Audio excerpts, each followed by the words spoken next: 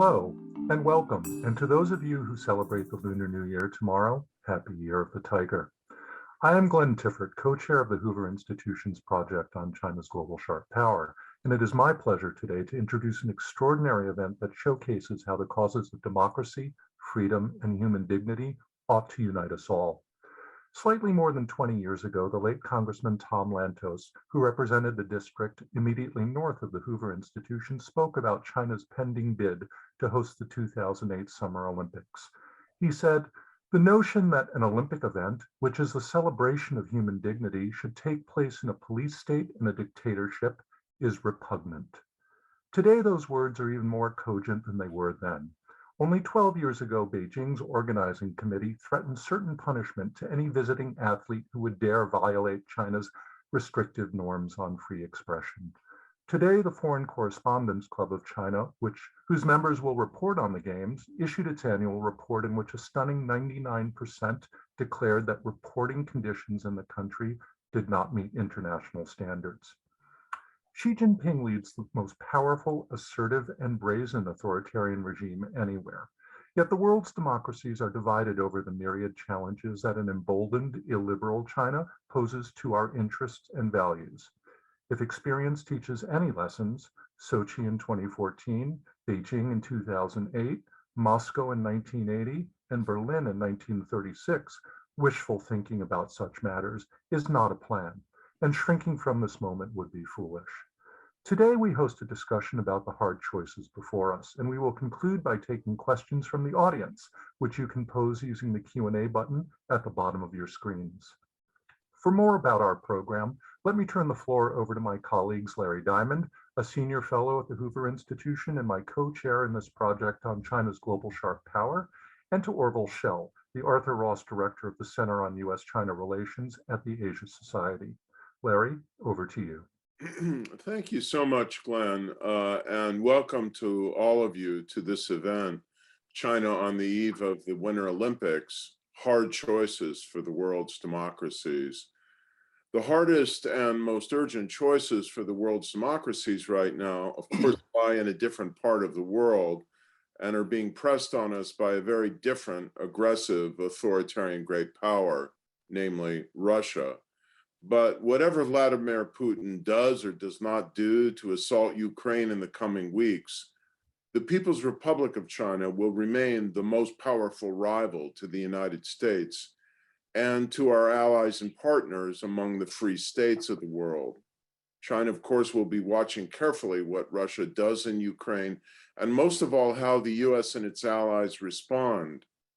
But how far China will go to press its nationalistic claims to Taiwan and the South China Sea, and to try to establish itself as the dominant power in the Indo-Pacific will be determined by many other factors, including the personal ambition of Xi Jinping, as well as political and economic conditions confronting his regime internally and internationally.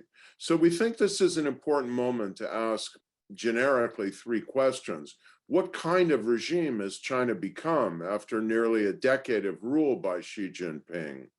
Second, on this eve of the Beijing Winter Olympics, which China will try to spin into a great propaganda triumph? And with China's economy slowing, its real estate sector in crisis, its population vulnerable to a devastating surge of the coronavirus due to the regime's failure to effectively vaccinate its people, what can we expect from Xi's regime in the months and years ahead? And third, to the extent China continues its military expansion, internal repression, and bullying posture abroad, how should the US respond?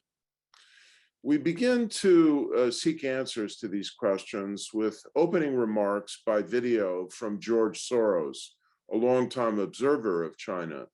Mr. Soros is the founder of Soros Fund Management and the founder and chair of the Open Society Foundations. He began his philanthropic work in 1979 with scholarships for Black African university students in South Africa and for East European dissidents to study in the West. He's given away more than $32 billion to advance rights and justice around the world. George Soros's perspective on China has undergone a significant evolution since the early days of China's opening under Deng Xiaoping. Our frequent partner in the China Global Sharp Power Program, Orville Schell, who has been introduced by Glenn, has observed this evolution, and I've asked him to say a word about it before we begin. So Orville, over to you. Well, thanks, Larry, and welcome to you all. A quick thought before we hear from George Soros. I think in many ways, George Soros's odyssey is exemplary and perhaps also not too dissimilar from the kind of a process we all have been through over these last decades. Remembering that George left Hungary after the Second World War, went to England, and it was there he developed a sort of notions of an open society and the importance of liberal democratic values. And he was quite militant about those, a sentiment that I think many of us share. However, when Gorbachev came along, and then when Deng Xiaoping's reforms came along, he evinced, I think, a really interesting flexibility, set up a foundation in China and many foundations in Russia to try to bend the metal of Leninism. And he was, in a certain sense, the engager par excellence. And that, I think, bespoke of his willingness to respond and to meet the challenges as they evolved from these countries that he'd set out in unalterable opposition to. But then along came Xi Jinping and Putin, and the chemistry changed once again. And now I think you see George Soros returning to a somewhat more implacable defender of open society values, perhaps losing the hope, the trust, the ability to imagine that reform could be a solvent that would change these one-party systems. And here, I think this is where, in a certain sense, he and I think many of us are on the same trajectory and have had the same evolution. So let's now hear from George Soros himself. Hello, everyone. 2022 will be a critical year in the history of the world. In a few days, China, the most powerful authoritarian state, will be hosting the Winter Olympics. And like Germany in 1936, it will attempt to use the spectacle to score a propaganda victory for its system of strict controls. We are at or close to important decisions that will determine the direction in which the world is going. The German elections have already occurred. The French election will take place in April 2022, and in the same month, Hungary's voters, against all odds, may turn an authoritarian ruler out of power. Together with Putin's decision whether to invade Ukraine, these developments will determine the fate of Europe. In October, China's 20th Party Congress will decide whether to give Xi Jinping a third term in office as Party General Secretary. Then the US will hold a crucial midterm election in November. Climate change will remain a paramount policy challenge for the world, but the dominant geopolitical feature of today's world is the escalating conflict between two systems of governance that are diametrically opposed to each other. Let me therefore define the difference as simply as I can.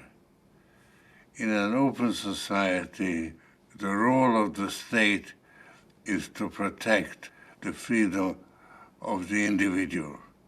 In a closed society, the role of the individual is to serve the interests of the one-party state.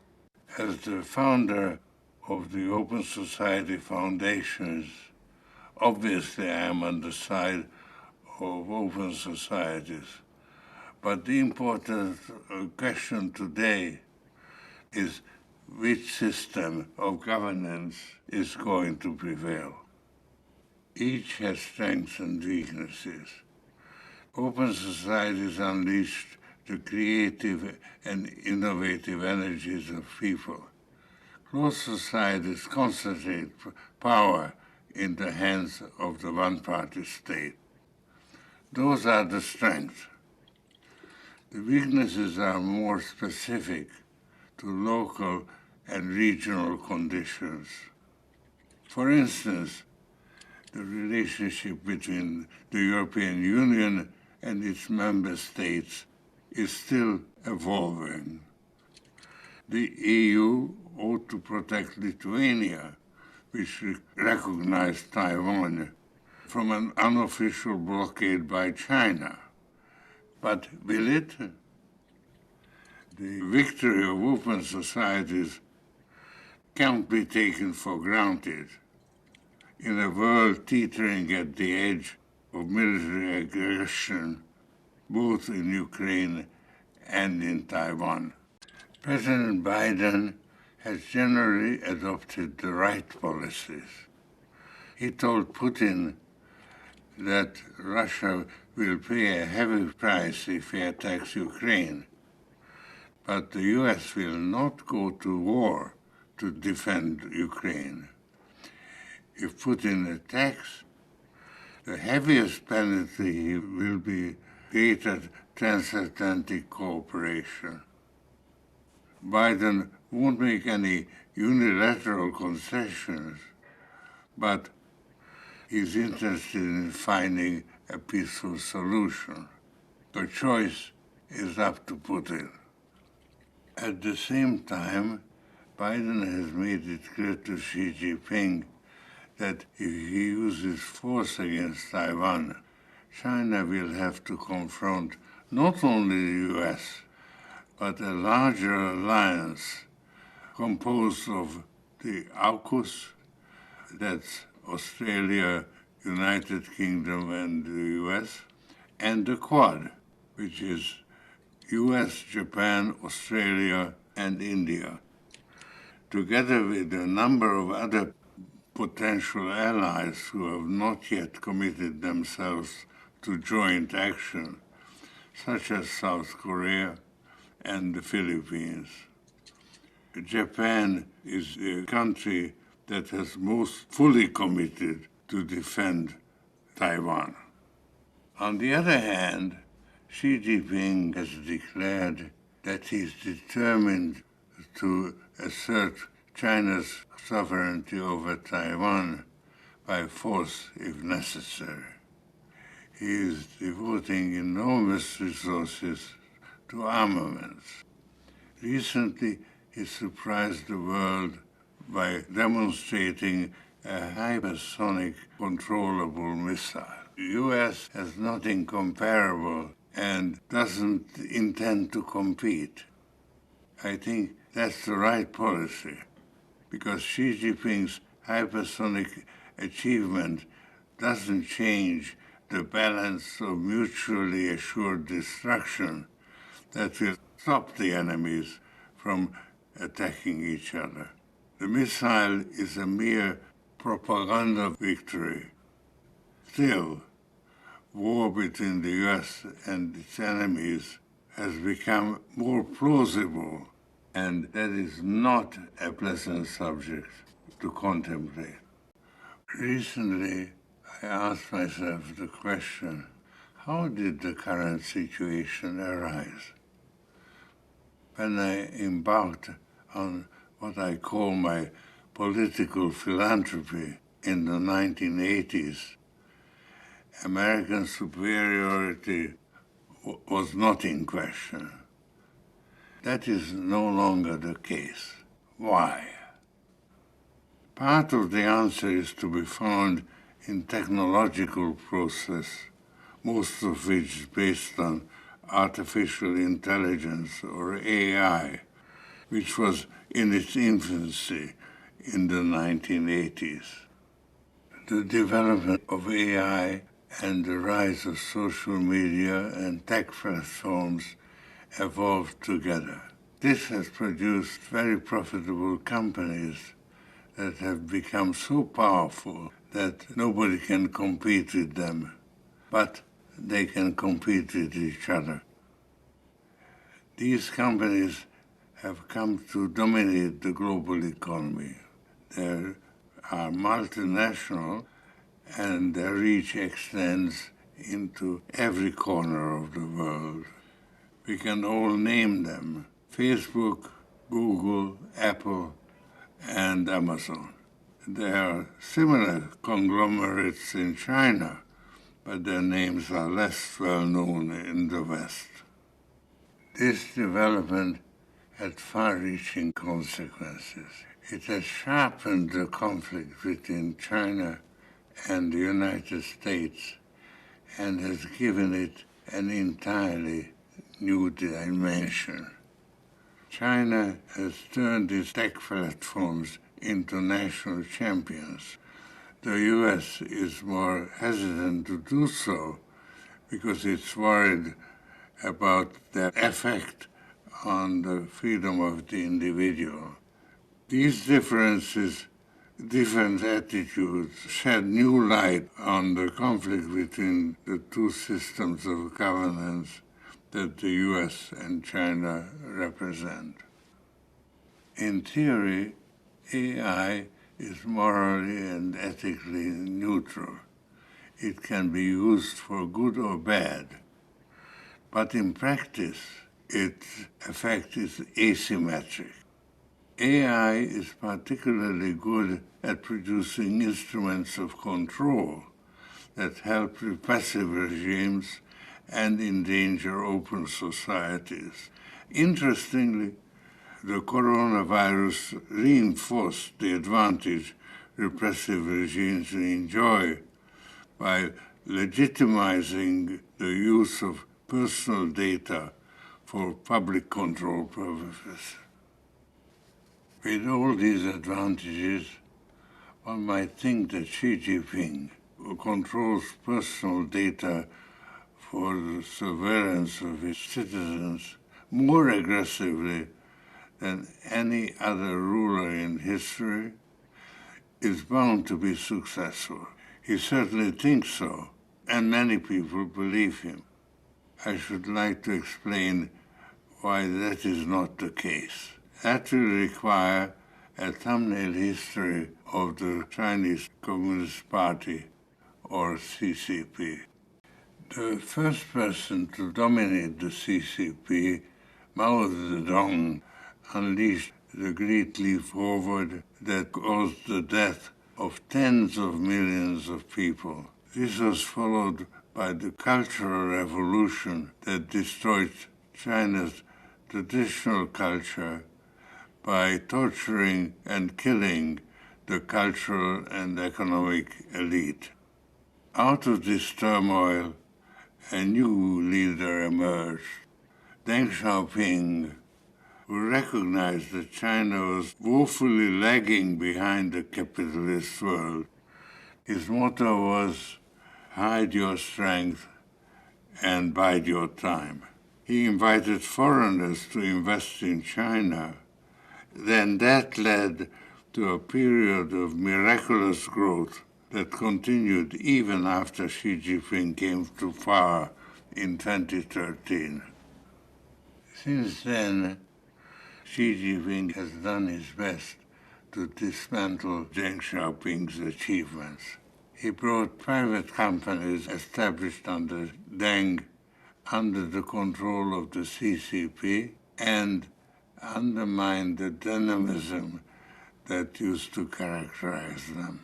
Rather than letting private enterprise blossom, Xi Jinping introduced his own China dream that can be summed up in two words: total control. That has had disastrous consequences. In contrast to Deng Xiaoping, Xi Jinping is a true believer in communism. Mao Zedong and Vladimir Lenin are his idols. At the celebration of the 100th anniversary of the CCP, he was dressed like Mao, while the rest of the audience was wearing business suits. According to the rules of succession established by Deng Xiaoping, Xi Jinping's term in power ought to expire in 2022. But Xi, inspired by Lenin, has gained firm control of the military and all other institutions of repression and surveillance. He has carefully choreographed the process that will elevate him to the level of Mao Zedong and Deng Xiaoping and make him ruler for life. To accomplish this, Xi Jinping had to reinterpret CCP's history to show that it will logically lead to appointing him for at least another term. Xi Jinping has many enemies.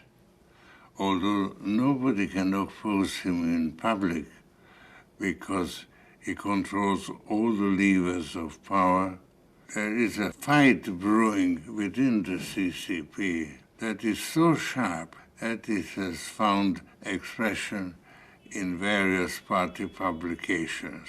Xi is under attack from those who are inspired by Deng Xiaoping's ideas and want to see a greater role for private enterprise. Xi Jinping himself believes that he is introducing a system of governance that is inherently superior to liberal democracy. But he rules by intimidation, and nobody dares to tell him what he doesn't want to hear. As a result, it's difficult to shake his beliefs, even as the gap between his beliefs and reality have grown ever wider. China is facing an economic crisis centered on the real estate market, which has been the main engine of growth ever since Xi Jinping came to power in 2013. The model on which the real estate boom is based is unsustainable. People buying apartments have to start paying for them even before they are built. So the system is based on credit. Local governments derive the bulk of their revenues from selling land at ever-rising prices. Eventually, prices had to rise beyond the level ordinary people could afford. That happened in the middle of 2021. By then, the boom had grown to an unhealthy size. It accounted for nearly 30% of the economy, and it was eating up an ever-increasing amount of credit. After accelerating gradually, the property boom ended with a bang. Residential land prices in June 2021 were more than 30% higher than they had been the year before. The authorities tried to slow down the pace and ordered banks not to increase lending for residential real estate. The directive had the opposite effect from what was intended. It made it difficult for the largest and most leveraged developer, Evergrande, to meet its obligations. Subcontractors who didn't get paid stopped working, and people who had bought apartments started to worry that they may never receive the homes they were paying for. When the main selling season started in September, there were many more sellers than buyers. For a while, there were hardly any transactions at the advertised prices. But today, prices for both land and apartments are starting to fall. This will turn many of those who invested the bulk of their savings in real estate against Xi Jinping. Evergrande is now in receivership, and many other developers are facing the same fate. The creditors of Evergrande started fighting to improve their position in receiving bankruptcy distributions. The courts took charge, and their first move was to protect the subcontractors, who employ some 70 million migrant workers. It remains to be seen how the authorities will handle the crisis. They may have postponed dealing with it for too long because people's confidence has now been shaken. Xi Jinping has many tools available to re-establish confidence. The question is whether he will use them properly. In my opinion, the second quarter of 2022 will show whether he has succeeded. The current situation doesn't look promising for Xi. Closely related to real estate, China also has a serious demographic problem. The birth rate is much lower than the published figures indicate. Experts calculate that the actual population is about 130 million lower than the official figure of 1.4 billion. This is not widely known, but it will aggravate the real estate crisis, produce labor shortages, fiscal strain, and a slowdown in the economy. Xi Jinping has also encountered serious problems with vaccines. The Chinese vaccines were designed to deal with the Wuhan variant, but the world is now struggling with other variants, first Delta and now Omicron. Xi Jinping couldn't possibly admit this while he is waiting to be appointed for a third term. He is hiding it from the Chinese people as a guilty secret. All Xi Jinping can do now is to impose a zero-COVID policy. This involves severe lockdowns at the slightest sign of an outbreak, but this is having negative effect on economic activity, and it is also inflicting severe hardship on the people who instantaneously quarantined wherever they are, and their complaints can't be silenced. Omicron threatens to be Xi Jinping's undoing. It is much more infectious than any previous variant, although it's much less harmful to those who have been properly vaccinated. But Chinese people have only been vaccinated against the Wuhan variant, and Xi Jinping's guilty secret is bound to be revealed either during the Winter Olympics or soon thereafter. Omicron entered China mainly through the port city of Tianjin, which is 30 minutes by high-speed rail to Beijing. By now, it has spread to an increasing number of cities across China and is no longer under control. Since the Winter Olympics is Xi Jinping's prestige project, the administration is going to incredible lengths to make it a success. The competitors are hermetically sealed off from the local population, but it does make sense to continue this effort after the event. Citywide lockdowns are unlikely to work against a variant as infectious as Omicron.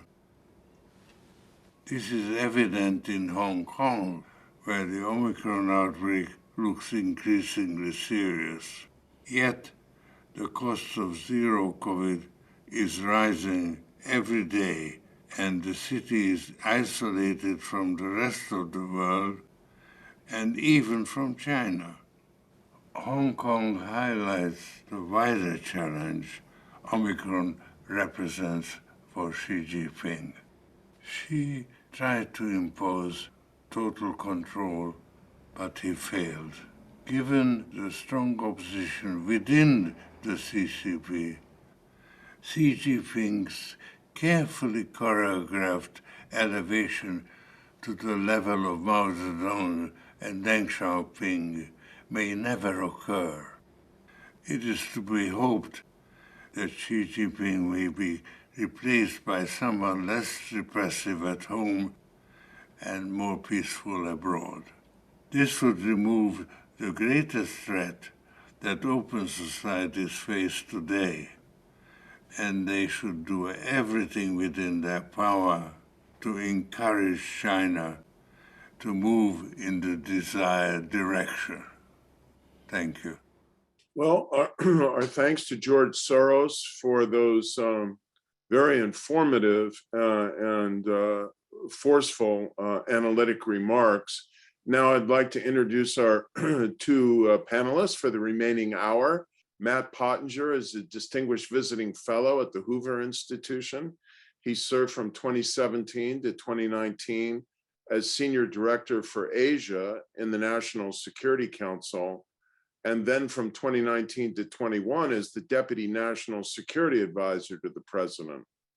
In these roles, he led the administration's work on the entire Indo-Pacific region and was particularly responsible for its shift toward a more vigilant policy toward China. A fluent speaker of Mandarin, he reported from China for Reuters and the Wall Street Journal during the late 1990s and early 2000s. He then fought in Iraq and Afghanistan as a US Marine during 3 combat deployments between 2007 and 2010. Our second panelist, Oriana Schuyler Mastro, is a Center Fellow at the Freeman Spogli Institute for International Studies at Stanford, where her research focuses on Chinese military and security policy, war termination, and coercive diplomacy.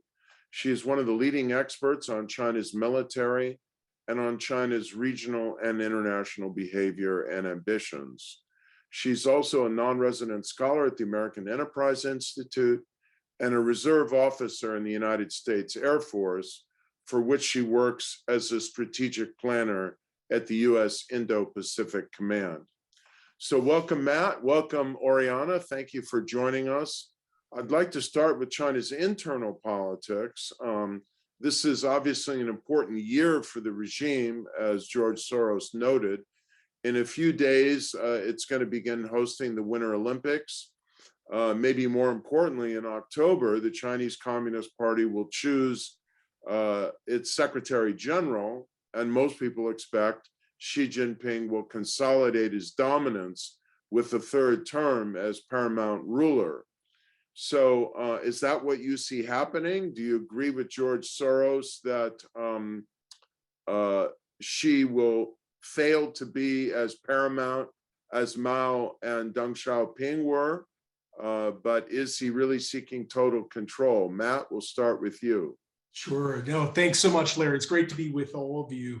I think that George Soros is exactly right that she is seeking total control, and we all hope that that effort ultimately unravels, as it has throughout history. Certainly in the democratic era since the United States has come into being, autocracies of that nature haven't had the same kind of longevity. And this is a totalitarian ideology that he is imposing, and in every sense of the term totalitarian. I don't know. I think that what will happen at the end of this year. Odds are that right now Xi Jinping has total control already, or near total control of some of the most critical levers of power that he would need in order to insert himself into power for another term or for life. And let's face it, at this stage, when you've done what he's done to devour huge components of his own party apparatus and destroy so many of his even potential rivals, you don't leave power peacefully, usually under those terms. You leave in handcuffs or in a coffin. So I think he's going to do everything possible to stay in power for life. He controls the military from what we see. He's been throwing out and arresting and forcing. We've seen suicides happening at alarming rates among senior officers. Same thing with the Public Security Bureau, with the Ministry of State Security. So a bottoms-up kind of a revolution seems like a far stretch. But on the other hand, as we saw at the close of the Cold War, it's usually fellow elites who turn on systems and throw out dictators. It's not usually a bottoms-up grassroots revolution. It's fellow party members. It's people who are disaffected among the elite. Oriana, if you could engage the question as well, and also speak to the issue of the role the military might or might not play in any political succession struggle, and whether, from your analytic perspective, she right now has very firm control of the People's Liberation Army and its senior leadership. Thank you for the opportunity. It's great to be here today. I don't disagree with anything that has been said in terms of the substance or the empirics behind what's happening in China. I would be extremely surprised if we don't see Xi Jinping in power for at least another decade, definitely after next year. But I'm a bit more reluctant, maybe than Matt or George Soros, to make conclusions based on those facts, and especially based on history. In particular, I'm working on a book right now that shows that we generally tend to underestimate adversaries and the effectiveness of their approaches when they're different than our own. So I'm not saying that what China is doing is in any way good. I am just reluctant to say it's going to blow up, maybe the way that Matt has put it. So let me just give you a few examples of an alternative way of saying that even if Xi Jinping stays in power, that this might make China more powerful and be able to compete with the United States in a more effective way. So what we mean by consolidating power, let me just very briefly say, before Xi Jinping, factionalism was a defining feature of Chinese elite politics. They had this idea of democracy, by consensus. The leader was first among equals, Jiang Zemin or Hu Jintao. Of course, they had more power, but the other elites also had power. And there was a very a fruitful study of the various factions in China. So before Xi Jinping, you would have like a Shanghai clique. You had the princelings, who were the kids of former elites. Hu Jintao had a faction. Jiang Zemin had a faction. And all these different factions. You had groups of Communist Party leaders that rose up through the Communist Party Youth League. And these factions would go behind different leaders. And interestingly, in China, it wasn't really based on policy. It's not like they had disagreements maybe maybe over economic reform, but it was largely based on where you were from and where you worked. Xi Jinping, when he came into power, it's not that he eliminated all of them, he basically co-opted most of them. He was a princeling himself, so he, co-opted that. He spent time in Shanghai, so he co-opted that. And the ones that were hard to co-opt, then he did sort of make them ineffective. So we haven't seen a leader as powerful as Xi Jinping, but I think there's two things that could make China more difficult to deal with, even in spite of his desire for total control. The first thing to note is, while it's true that his anti-corruption campaign led to, it was one of the largest ones in decades, a lot of military leaders were very resentful about it. It did help professionalize the military. The military used to be this sort of pay to promote system. The military was too busy running karaoke bars than to train for actual things.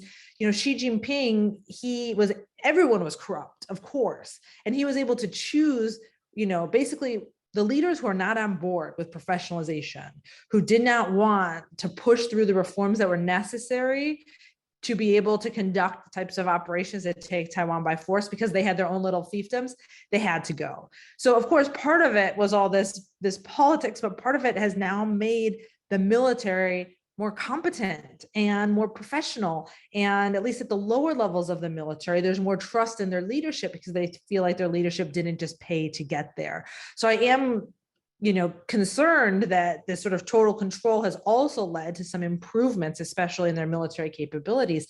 And along those lines, I'm not sure it's bad for China overall. What's bad for China is if Xi Jinping doesn't set up a successor. And that's something that many people are watching.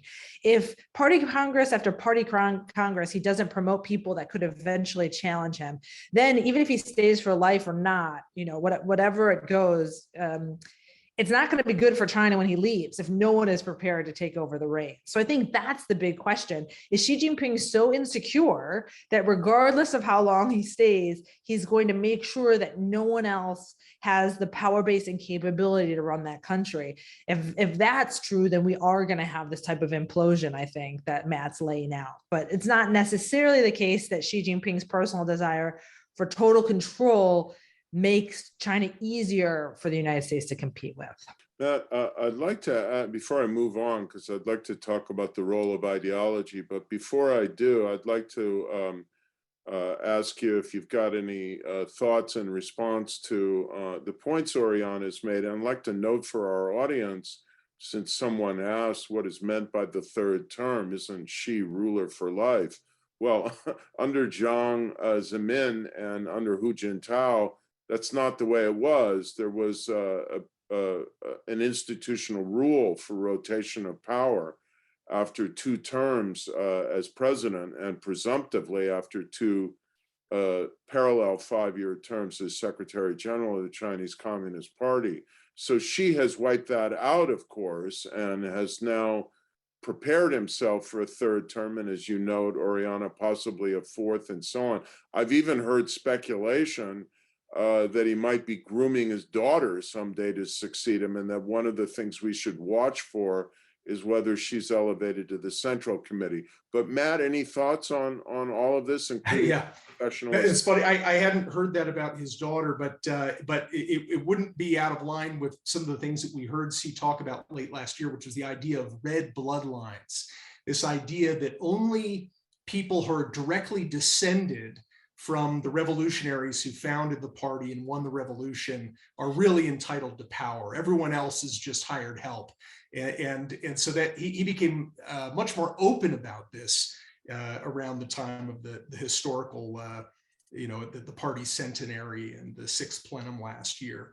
But look, Oriana's correct that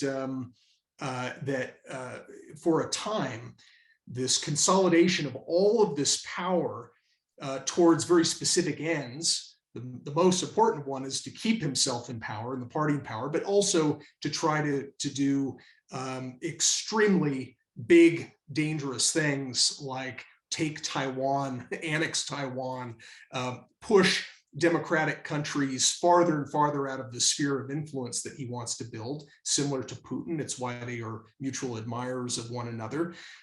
There will be a time where things are particularly dangerous for the rest of the world, because that mix of paranoia and ambition make a very combustible brew. And that's why we're looking at a decade right now that is going to be extremely challenging for all of us as a result of that paranoia and ambition that she is pursuing, before I think eventually history catches up in ways that don't give them the infinite run that I think he's imagining right now.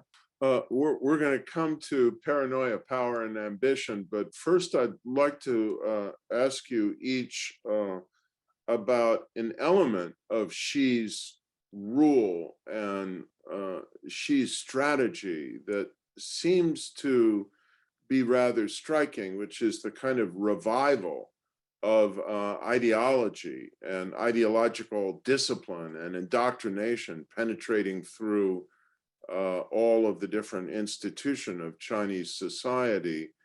And related to that, the enforcing of a kind of more aggressive supremacy of the party over everything. And of course, the promotion of Xi Jinping thought, whatever that is. So Oriana, we'll start with you. How seriously should we take Xi's promotion of ideology, and do you see him taking China back in some way to the Maoist era? So I see it a bit like he's taking China back, but also that he's catering to a domestic demand. So I don't think it's only the case that he is sort of using ideology as an instrument for power. I think he noticed that in some pockets of Chinese society, there was discontent with inequality, that some Chinese people were really rich and others were not. Those anti-corruption campaigns we talked about were extremely popular with a lot of Chinese people. They loved, they would do these big news broadcasts of like, no one is safe from Xi Jinping. It doesn't matter how rich you are, how powerful you are. If you're not a man of the people, you're going to go down type of thing. Even, Xi Jinping has made it so you can't use a lot of Western texts in universities. Of course, professors don't like this. And I have some colleagues who have complained. I had a friend who was high up at one of the universities, and he resigned his position because he was like, we complain about committee meetings. He was like, I don't have time for all this Xi Jinping thought that I'm forced to do as like the dean of this school. But at the same time, there's, authoritative polling from, places outside of China that says that the average Chinese person, distrusts these kinds of foreign influences and was supportive of these types of ideological crackdowns. I think he goes up there and he wears the Mao suit and he tells the Chinese people, if foreigners try to bully them, we're gonna crack, their heads will be bloodied on the Great Wall built by billions of Chinese people, because those are popular messages. Now, of course, part of it is the propaganda and the patriotic education campaign that's gone on very strongly since Tiananmen that points to, foreigners exploiting Chinese weakness and things like that. So I do see that ideological component much stronger. I think, in my own work, people always say like, oh, Xi Jinping just said that, don't listen to what Xi Jinping says. And so I did a very mini study in which I was so annoyed by this response. I did a study of all the things Xi Jinping said he was going to do, and then how he did all those things. And so I think we have to take what he says very seriously. And so if he says, I'm going to, the party is paramount, party has to control everything. We can't have national rejuvenation until, foreign forces are out, until we have Taiwan. I think that's what he's trying to do. And so ideology is definitely playing a much stronger role in this competition because of it. Oriana's point about how we need to take what he says seriously, I couldn't agree with more. And by the way, we haven't, by and large, in the West, taken seriously what Xi Jinping says. Xi Jinping gave what was probably the most important speech of the last several months, and published it in a Chinese theoretical magazine on the 1st of January this year. I haven't seen a single news article about this speech. he gave a decoy speech, a couple of weeks later to Davos, which did get coverage, where he talked about win-win cooperation and globalization. But if you go and you look at what he's telling his own people when he assumes, mostly correctly, that we're not paying attention, let me just read you, a couple of the things that he said. He praised Mao Zedong at length. He talked a lot about the Korean War and making the decision that Mao made to fight the United States preemptively. He talks about preemptive war, and by quoting Mao with the following: by starting with one punch, 100 other punches can be avoided. He talked about the spirit of struggle against the United States. He, in a speech that was first given secretly to the Sixth Plenum late last year, which was a review of the entire history of the party for the last 100 years, he did not mention Deng Xiaoping except once. He mentioned Deng to honor his decision to gun down the student demonstrators in 1989. He said he took the decisive necessary action to rescue the party and rescue the country. So this is the role that ideology plays, is very much about preserving the longevity of the regime with him as the core. He's a very close student of Joseph Stalin. He has constantly, like Stalin, purged from within, purged the party, kept people off balance. And his short term for that is struggle.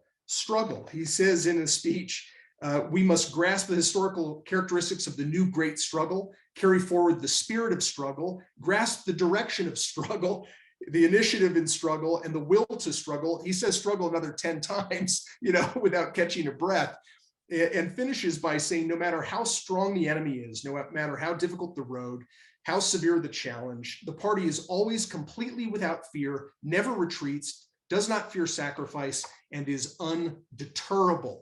And he even quoted Mao saying, do not hesitate to ruin the country internally in order to rebuild it anew.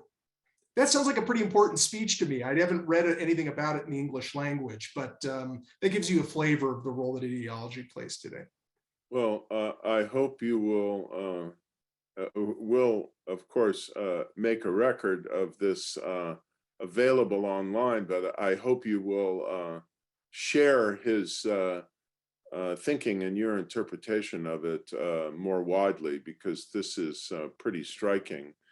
I want to ask about a parallel dimension of how Xi is changing China ideologically and politically in terms of the rise of Chinese nationalism, and both his own efforts to stoke it and what seemed to be a kind of parallel groundswell of it that may not be entirely because of the stoking, but because of other developments as well. And then, of course, there is the rapid expansion and modernization of the People's Liberation Army, which has the fastest growing budget of any military in the world. So you've got nationalism and expanding military power. History tells us that's not a good combination. Oriana, we'll start with you. What do you think he's seeking here? What is China seeking with these two developments? Well, let me build off what Matt just said when he concluded with Xi Jinping's remarks about how the party will be undeterrable.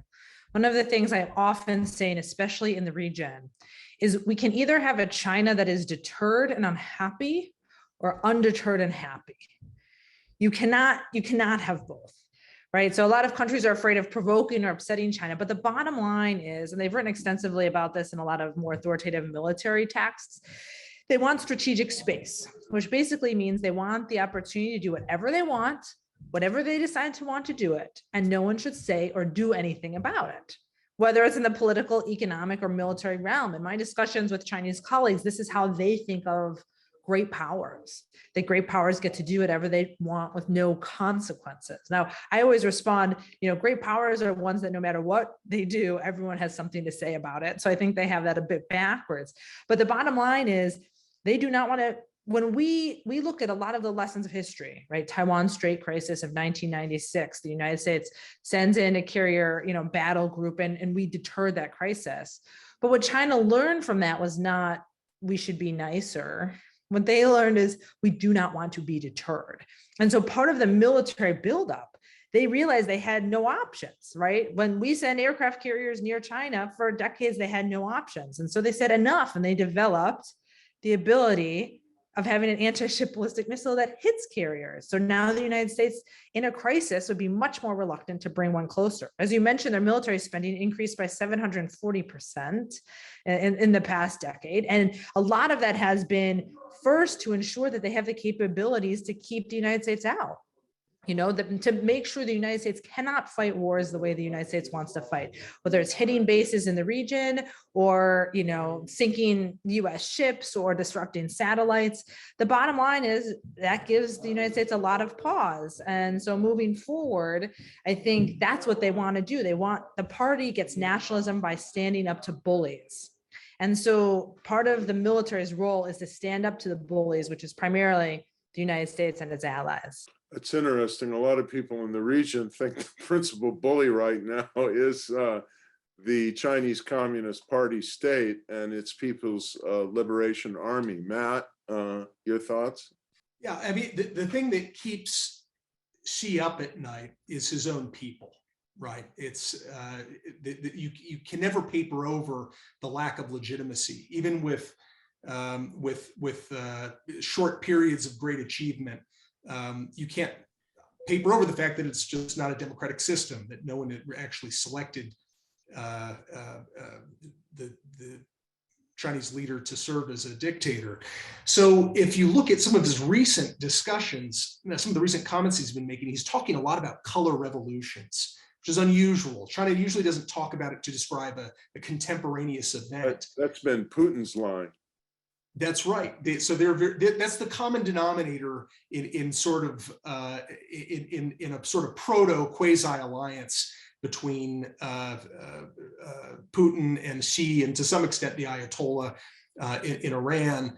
But when you saw in Kazakhstan the episode a few weeks ago that led the leader there, Tokayev, to gun down demonstrators, in fact, to send out a warning that he was going to shoot to kill, that those were the orders, and hundreds were killed, thousands were arrested. Xi Jinping sent him a congratulatory note for having the will to sort of man up and put down a color revolution. She actually used the term color revolution.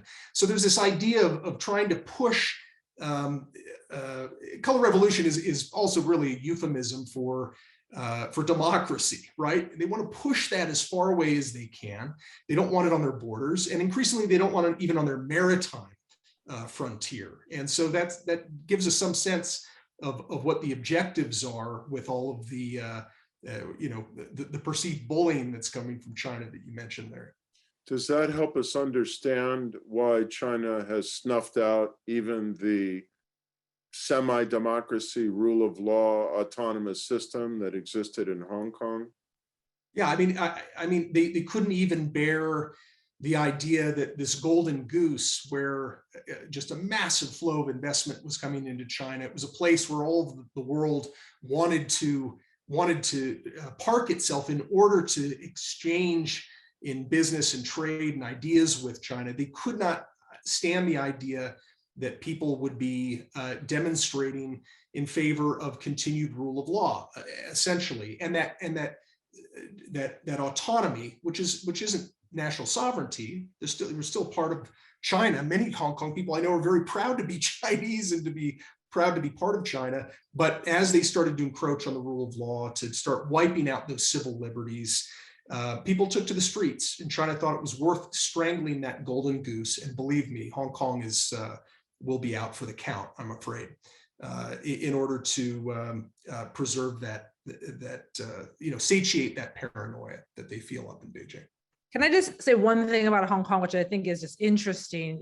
I look at it the same way Matt does, and I'm sure many in China do as well. But when I was in China around that time, one of the arguments was that she was actually showing like how not aggressive he was, because now that the Chinese military is, one of the most powerful militaries this world has ever seen, and he didn't roll into Hong Kong with tanks, right? He used the rule of law and things like that to sort of crush the aspirations of the people of Hong Kong.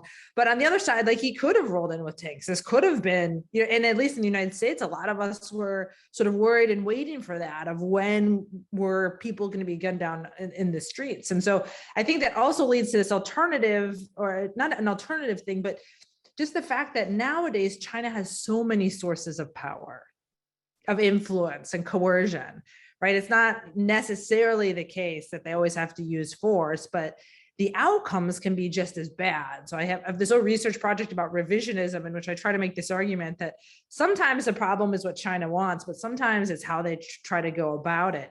In the case of Hong Kong or South China Sea, a lot of territorial issues, the problem is more what they're trying to achieve and less the actual tactics they use to get there, because they do have some worse options, for the United States to get there.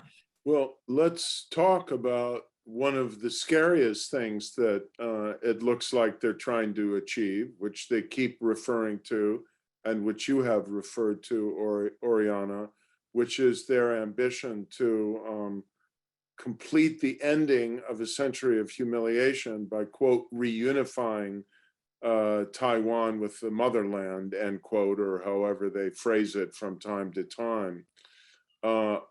I think there's an interesting and haunting parallel here with Ukraine, in that both countries, if I may say that, Taiwan and Ukraine, are democratic models that pose a challenge, frankly, to the authoritarian great powers that neighbor them. And each of those authoritarian great powers does not really recognize the existence of these countries as legitimate independent countries, or independent political systems, or whatever language you want to use. So, Oriana, you've written that China may be preparing to use force to resolve its dispute with Taiwan. We're not talking about the police and judicial prosecutions that were deployed in Hong Kong. We're talking about military action, and that may use it sooner than most people have imagined. So why don't you spell out your current thinking on that, and then I'll ask Matt to speak to this as well. So I think in general, there's so much wishful thinking about China, that it's like people hold on to certain ideas, like China wants to avoid a war no matter what. And my position has always been like, of course, China wants to achieve all of its goals without fighting a war if that's possible. But there are things it's willing to fight a war over. And it's been extremely clear. And, Xi Jinping and even predecessors have been extremely clear that one of the most important goals of the party is this unification with Taiwan. Previously, they did not have the military capabilities to do it, right? Of course, 10 years ago, if Taiwan had declared independence, China would have thrown everything they had at it, but it wasn't, it wasn't going to go well for them. Nowadays, they do have the military capabilities to launch that type of assault, and there are certain situations in which they would win. So when I talk to the Chinese military, they always assume U.S. military intervention. So all this sort of dancing that the U.S. is doing by saying, like, we will defend Taiwan, like, I don't think that impacts Chinese thinking at all. I think most of their planners say, okay, we have to assume the United States is going to try to come to Taiwan's aid. How can we beat them anyway? And a lot of it has to do with timing. I mean, and problems with U.S. force posture in Asia. A lot of people don't realize that the United States can be the most powerful military in the world and still lose that war, largely because of geographic limitations. We have one airbase in the vicinity of Taiwan, and the Chinese have 39. And if we don't listen to what Xi Jinping has said, we have not been serious enough about this rebalancing towards Asia. A lot of our military focus has been in the Middle East, and now there's a discussion of reinforcing our position in Europe, to which I just say, no, we have to have strategic discipline. I've heard people in the government be like, we'll take care of this Ukraine thing first, and then we'll do Taiwan. I'm like, we cannot continue to do this, because even if you only send, 10,000 Americans to try to help enhance deterrence, with that comes, logistics. Folk, we don't have, with that comes dedication of munitions, national assets like space assets. Like, we cannot continue to do all these things at the same time. We have to focus on Taiwan. The one thing I want to say, I think there is this, when I made this argument that China was seriously considering using force, this was largely because my Chinese counterparts started telling me this. And so then I started looking into the details. Even moderate voices in China were like, Taiwan's never going to become a part of mainland China just because of economic ties. Peaceful reunification is not working. And publicly, people started to talk about how it's not working. And given everything we've said about Xi Jinping, you can take away one thing, which is no one is going to publicly come out and say one of the most important policies of the Communist Party is not working if that line of argument does not have top leadership support, right? Those people aren't being thrown in jail. They are top party people saying it's time for armed reunification. Now, one caveat to this is I think Xi Jinping can stay in power forever and not take back Taiwan. My argument is not based on kind of like Xi Jinping feels like he has to do it to consolidate power. It's more of an ambition thing. If something is right there and you can grab it and he can be the guy to do it, and his military is telling him he can do it at very low cost, because I know George Soros said, apparently the Quad and AUKUS and everyone has committed to fighting with the United States. This is the first I've heard of that. I have zero expectation that countries like India or even Japan, maybe, Australia has fought with us since every war, so maybe the Australians, but everyone else has largely signaled, until recently, there's been some optimistic points, but they've largely signaled that they're out. So I don't think the cost would be too high. So given all of this, I just think it's tempting for Xi. He doesn't have to do it, but man, wouldn't that be a good pin to put on his Mao suit if he accomplished it? And for those reasons, I worry about deterrence across the Taiwan Strait. I'm sensing a shift in the way Japan is looking at this with growing alarm. But Matt, please give us your views on this. Yeah, I mean, you're right, Laird, about Japan now talking openly. I mean, things that you wouldn't have heard or imagined hearing senior Japanese officials or a recently retired Prime Minister Abe, saying that, or in the case of former Prime Minister Aso, saying that it's an existential threat to Japan. You've got the now Vice Premier saying that this is an existential threat to Japan. You've got people talking about the sense of urgency, beginning to do war gaming and closer coordination across, not just with the United States, but across alliances. So Japan is talking much more closely and doing some initial planning with the Australians. So I think that Oriana's very much right about the ambition piece of Xi Jinping, that it's not necessarily that he needs Taiwan, but that he will be willing to take advantage of what he'll probably perceive as a closing window of opportunity, a decade from now. So we're really in that window for a potential conflict already. Sometime over the next handful of years. People have mentioned a lot of different reasons why they don't think China would do this. They've said, well, look, China hasn't fought a real war since they did their punitive campaign against Vietnam at the end of the 70s. I mean, those of us who've served and fought, I think, have a sense of the history that sometimes battle-hardened forces are much more clear-eyed about the limitations of power, and also don't become overconfident in planning.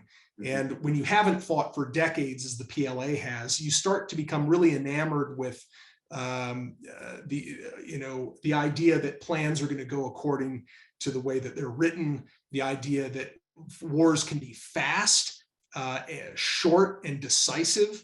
How many times did the United States go to war saying we'll be home by Christmas, only to find that, 20 years later, that Christmas, right? So China needs to also understand that they could be if they do make a fateful decision to go after Taiwan, it very much could lead to a broader regional war that's going to pull in a lot of countries, and it's not going to be short or sweet. Okay, one last question before I hand it over to Glenn for his question and our audience questions. Underlying increasingly the battle for military superiority is a battle for technological superiority. And there is a broader competition going on in terms of science and technology in fields like artificial intelligence, semiconductors, where we have a Hoover Institution Asia Society Working Group looking at this, autonomous vehicles, biotech, all sorts of things. George Soros mentioned hypersonics. So how do you assess that? Matt, we'll start with you. And what does the US need to do to maintain its technological edge? The first thing that we need to understand is that semiconductors are the pillar on which all of those other technologies you mentioned are based, okay? Whether it's, autonomous systems, synthetic biology, and the gene engineering, artificial intelligence, all of this stuff is built on a nation's ability to control, or at least have a certain degree of independence in high-end semiconductor manufacturing, and be able to ensure the security of those supplies. It's no coincidence that Beijing is putting a hell of a lot of its chips on no pun intended, on that sector, right? You've seen them really turn away from consumer-facing sort of technology, which was so incredibly successful for Chinese entrepreneurs, and it was successful for Chinese consumers. Xi Jinping has made clear he doesn't really care about the consumer-facing stuff, except to the extent that it helps him increase his data picture of his own population and what they're thinking about and what they're doing. He's putting money into hard technologies, starting with hundreds of billions of dollars in semiconductor manufacturing. The United States has to cut off the flow of expensive, powerful American equipment and the equipment of a very small number of allies, as well as the design software that would give China the ability to break out and establish dominance over the global industry. We're doing that at the very bleeding cutting edge of technology, but most military and dual use technologies aren't at that cutting edge. They include a few generations of older technology, which we're gladly selling equipment to give China the opportunity to break out in ways that could actually, in a jujitsu move, make us wholly dependent on China for our entire technological ecosystem and future. I think we should continue selling chips to China, except for the really cutting edge ones that could be used in supercomputers and advanced weapon systems. Sell them the chips, but don't sell them the means to make their own chips. We're not doing that yet. Oriana? I have very little, smart response to what Matt said. I completely agree. I think a lot of it has to do with control of what leaves the country. I get so frustrated. I get that companies have economic incentives, but as someone, who's 48 hours deployable, I'm like, do you want your company to be on the other end of what is going to kill Americans? Like, yes or no? Like those, to me, I don't want politicians to use this as an excuse to protect their own, economic interests in whatever state. I think the question should be like, does this enhance the lethality of their military or their competitive edge in certain ways that hurt US national security? And if the answer to that is yes, then even if it comes at a significant economic cost to the United States or our companies, like we need to stop, selling this stuff to China. But that I think is only one small part. To be competitive, it's not just reducing what China can do, it's also improving what we can do. And my knowledge in this is very limited. It just comes from the fact that I have, two very small kids. So I spend a lot of time, reading on like how to make sure that they are smart, right? Like, how can I make sure of this? And so I read all these studies about, preschool, how important preschool is, and how our country still has no public preschool. We don't invest in human capital. I am constantly really just curious of why, like, where all my tax money, like how are the schools not so much better based on all the money that I pay in property taxes here in California? I don't know anything about education, but it seems to me that a lot of what's going to make the United States competitive is a investment in our public infrastructure and our human capital, whether it be reforming the immigration system, which in my mind, if a Chinese person can come here, spend 1 year as a postdoc and is so brilliant that they can go back and build up a whole nother lab, like we should be trying to get them to stay here.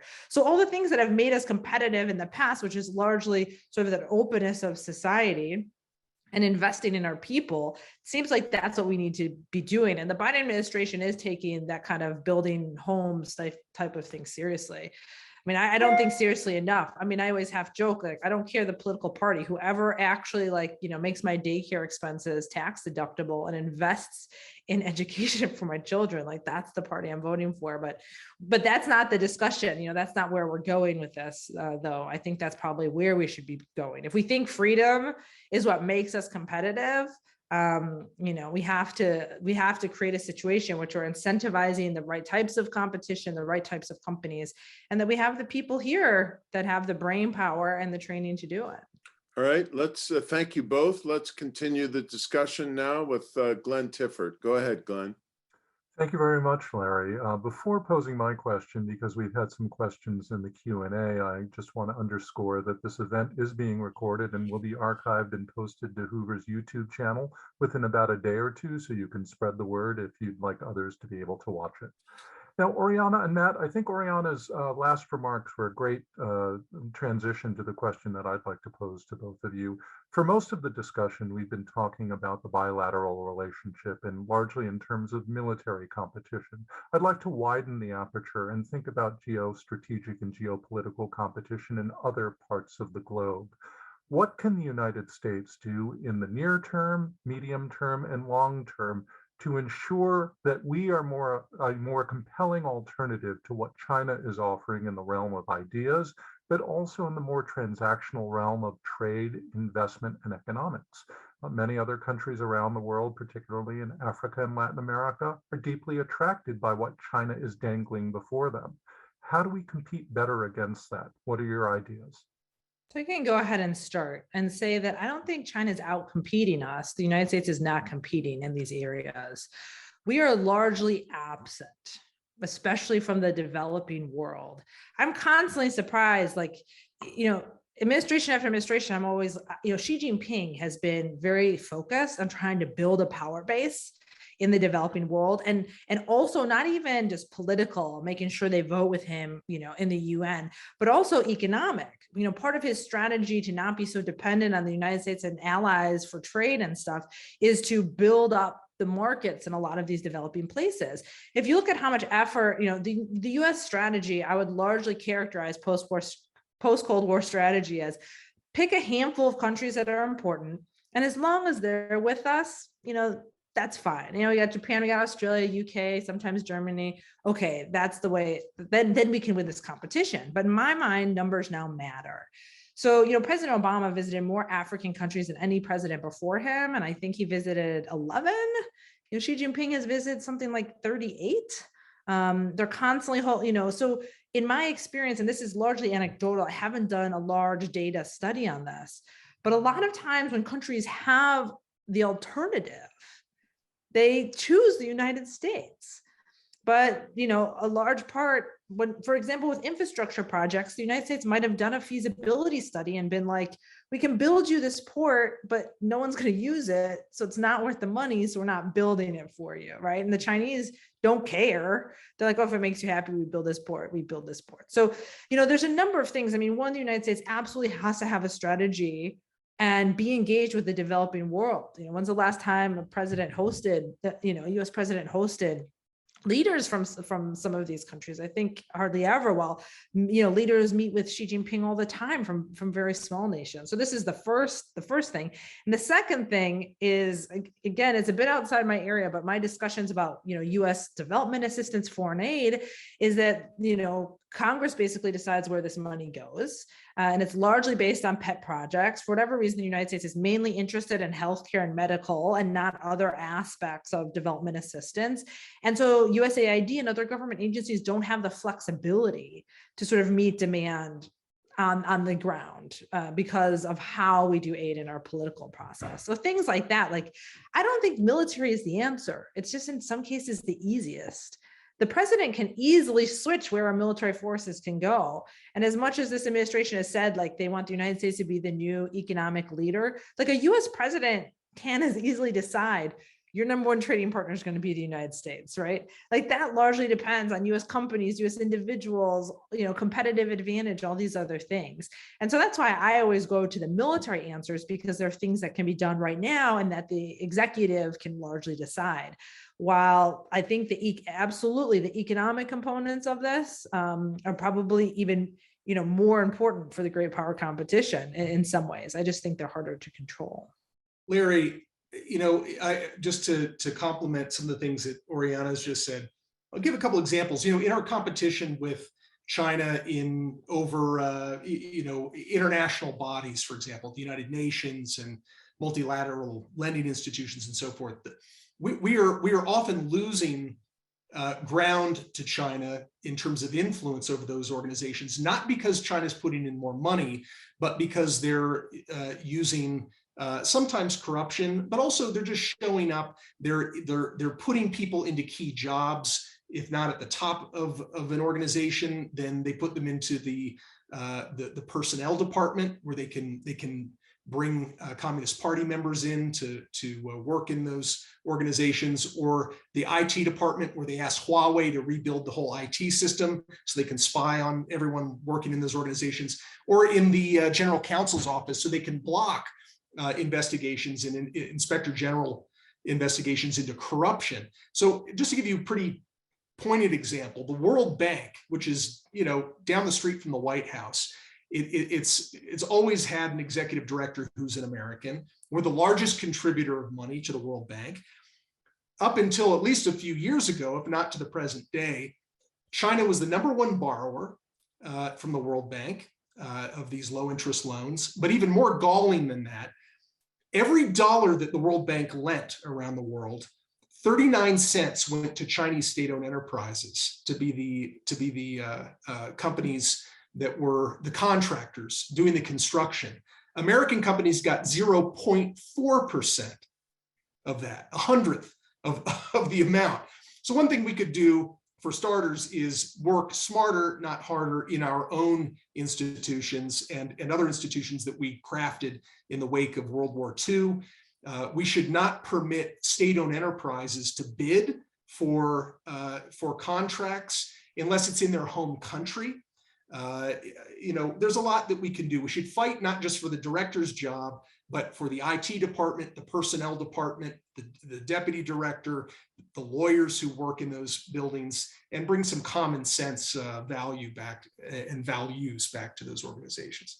Thank you. I'd like to pivot now to some questions from the audience in the remaining time that we have. And one comes from our colleague here at Hoover, Karis Templeman, who asks, so much of the analysis that goes into where China is today and where it's going tomorrow is dependent on one man, Xi Jinping. We've spoken a lot about the assumption that he'll take a third term and possibly be general secretary for life. But what if he were to drop dead tomorrow? How much is our analysis of China contingent on one man? Look, Karis, it's a great question, right? I mean, we know enough now. We're less naive than we were. And I don't say that in a mean way. I was among those who in the 1990s thought that China was going to there's a good chance that China would become more liberal, first in its markets, hopefully socially, as it did do to an extent, and even someday politically. We know that the party has a way of clawing back control whenever it thinks it can get away with it. I think that the departure of Xi would be an extremely disruptive event, a real discontinuity for certainly a period of time where you would see a real change in probably in the level of ambition and coherence, as the party would have to try to figure out its new narrative and where it's going to go. But the overarching objectives, even between Deng and Xi Jinping, that, you know, Xi is basically buried Deng. He barely even gives lip service to reform and opening, unless it's highly qualified when he mentions reform and opening. He's basically put him well below Mao, and now he's elevating himself to Mao's level or higher. So, but even Deng Xiaoping said, we will never have one trace of parliamentary democracy in this system. So there are certain threads that run through the whole history, the whole 100-year bloody history of the Communist Party, that I don't think would necessarily be snipped with the departure of Xi. I agree with that assessment. I think there's sort of two components to that question. The one is just if something really disruptive happens within the party, right? So I think it's different. Like Xi, you know, let's just say in an alternative universe, Xi didn't become the leader of China versus like Xi drops dead. I think in general, most China specialists expect if there are severe problems with party control for whatever reason, that China would turn, that aren't caused explicitly and obviously by foreign powers, that China turns inward. And there's probably, you know, I don't think they have a history of or strategic thinking about kind of diversionary practices in that way. I think they want to make sure no one's on the streets, even if it's in support of the party during that period, and they buckle down and they figure their stuff out before they go out in the world. But I think the second sort of component of this question is like, how much is the agenda driven by Xi? I think Xi is a product of the system. You know, I think, you know, a lot of Chinese people were unhappy with Hu Jintao, who they saw as too cautious. The speech that was given to the Americans at Alaska of like, we want to let you know that you are no longer in a strong enough position to tell us what to do. I think that sentiment and the Communist Party's legitimacy attached to the standing up to foreigners goes far beyond Xi Jinping and would, you know, as long as they have the capabilities, continue after Xi Jinping. The big question for history, I guess, is did Xi Jinping become aggressive too early? You know, I still, you know, I think we don't know yet. At some point, there's a ceiling to how powerful China can be without directly taking on the United States. And in all of Chinese strategic thinking, they wanted to delay that as long as possible, right? Get as powerful as you can before that type of confrontational era begins. Did they get the timing right or not? And I will just say that the majority throughout history, since the 16th century, the majority of rising powers overtake the established great power, sometimes peacefully, sometimes during war, but it's kind of like a half and half situation. So I think it's still yet to be seen whether or not, you know, Xi Jinping made the right call. I'd like to believe he didn't, and he came out a bit too soon and a bit too hard. And now in the United States, we've gotten our act together and, you know, we're serious about competing.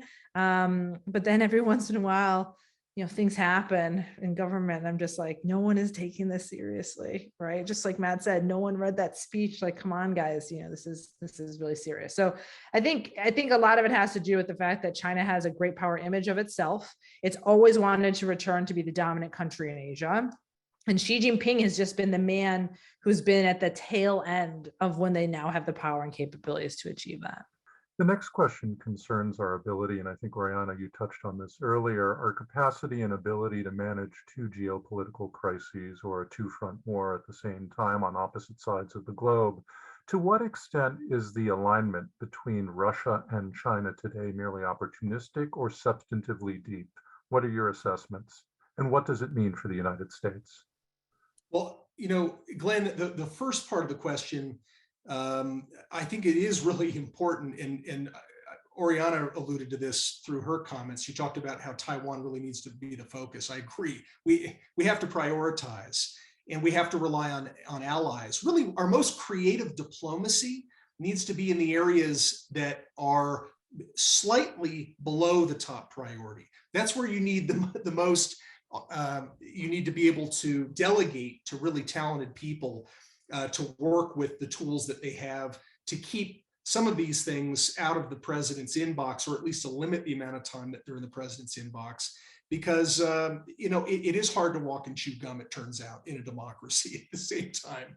You know, FDR was able to juggle two fronts in a global war. I don't see it happening easily again. that's where we should be devoting the most creative efforts. Now, for the depth of that relationship, what's really interesting about some of the dynamics between the Russia-China honeymoon here, or whatever you want to call it, it's very much between the two leaders. The two leaders see an opportunity. In some cases, they see no choice, and more in Putin's case, given that Russia really is clearly the junior partner in this arrangement. But if you talk to people deeper down in both systems, there's an enormous amount of latent suspicion. There is a sense that history looms large.